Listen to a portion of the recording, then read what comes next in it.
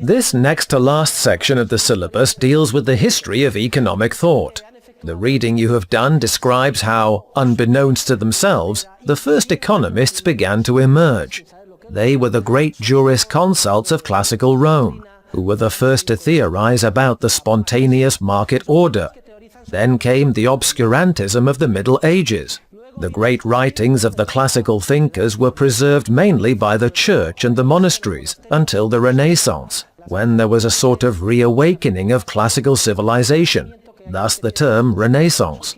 The great minds of that time, who were almost all clergymen, made important contributions as well, particularly from the late Middle Ages onwards.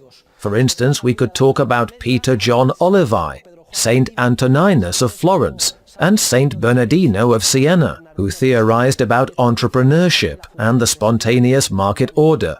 This whole tradition was ultimately refined at certain universities in Spain, especially the University of Salamanca, during the Spanish Golden Age. I am referring to the theorists of the School of Salamanca, professors of morality and law, who also witnessed firsthand a series of highly significant economic phenomena that emerged as a result of the recent discovery and conquest of the Americas by the Spanish. These events flooded Spain and then the rest of Europe with precious metals, and they brought a revolution in prices, which these theorists were the first to analyze. In my book on the Austrian school, and in the assigned reading, you will see that the most important contributions of the Austrian school had already been outlined by these truly remarkable thinkers of the School of Salamanca during the Spanish Golden Age. For instance, the subjective theory of value, developed by Diego de Covarrubias y Leiva, or the view of competition as a dynamic process, put forward by Luis de Molina, or the view of the market as a process that is constantly generating new information which cannot be centralized, expressed by Juan de Lugo and Juan de Salas, or the criticism of state intervention in monetary matters, and the distortion inflation causes in the allocation of resources, which we find in the writings of Juan de Mariana, included in his work De Monetae Mutatione, or Treatise and Discourse on the Copper Currency, which is now minted in Castile, and on several excesses and abuses. The 10 most important contributions of the Austrian school had already been intuited by the scholastics of the Spanish Golden Age. They are numbered and discussed in detail in the assigned reading, which I am briefly summarizing today. Unfortunately, Spain entered a stage of declining intellectual and political influence, and this decline was accelerated by the famous Black Legend against everything Spanish. The positive influence of the dynamic, subjectivist view of the market was neutralized by the Protestant Reformation, and by the destructive influence of the writings of Anglo-Saxon thinkers, especially from Adam Smith onward. Such thinkers infected economics with the equilibrium virus and an obsession with the objective labor theory of value, which have rendered it sterile until very recently. Fortunately, in the history of thought, certain thinkers emerged, initially in connection with Karl Menger in Austria. In fact, etymologically speaking, the German word for Austria, Österreich, means the eastern part of the empire, Österreich.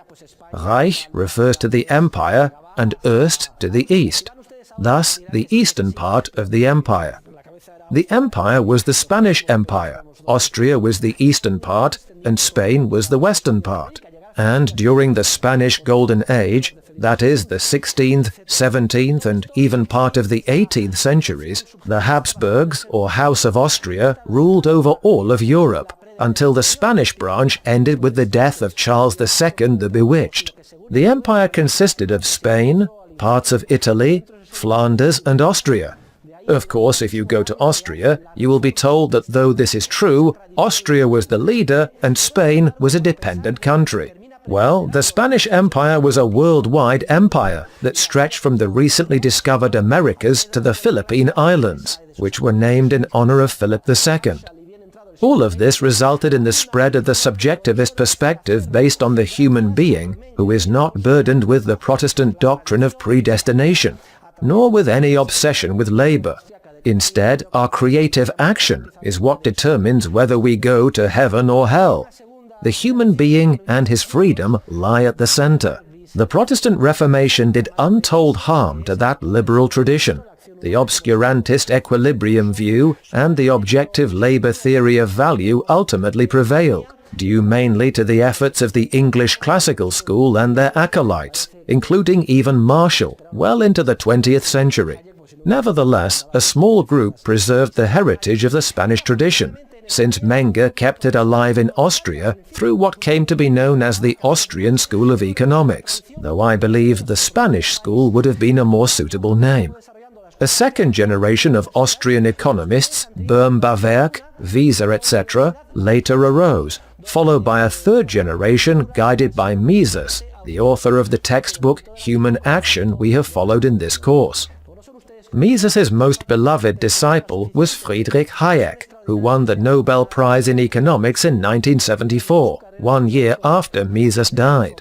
It almost seems like the Swedish Academy waited until Mises died to award the Nobel Prize to Hayek, because if he had received it earlier, it would have been a major scandal, since Mises deserved it more than Hayek did. Also, fortunately, a group of professors in Spain, who were in the minority at first, there were only a handful of us, but now there are more and more, have carried on this tradition in our own country, and rightfully so. With great vigor, we are advancing the Austrian school at the university level. And you are extremely lucky to have come to a university, the Universidad Rey Juan Carlos, where the curriculum has been mainly Austrian in both microeconomics and macroeconomics. Perhaps, due to a lack of perspective, you are not fully aware of this, but you are exceedingly fortunate to have had the chance to experience this academic approach from the very first year of your degree program. The fall of the Berlin Wall has had a tremendous impact on scientific economics, which rests on social engineering and the erroneous notions of equilibrium, the use of mathematics in economics, and so on, which we have criticized throughout this course. Macroeconomics has splintered into 1,000 schools. It has managed to explain and predict neither the financial crisis nor the economic recession in which we find ourselves. Only the Austrian school has risen to the occasion, and as far as microeconomics is concerned, welfare economics theory, equilibrium microeconomics and the like are also, in their entirety, in the grip of a severe crisis. At present, economic science is being re-established, and if it is to prevail as a science in the service of humanity, it will have to rest on the fundamental methodological and scientific principles defined by the theorists of the Austrian School of Economics, among whom I consider it an honor to count myself.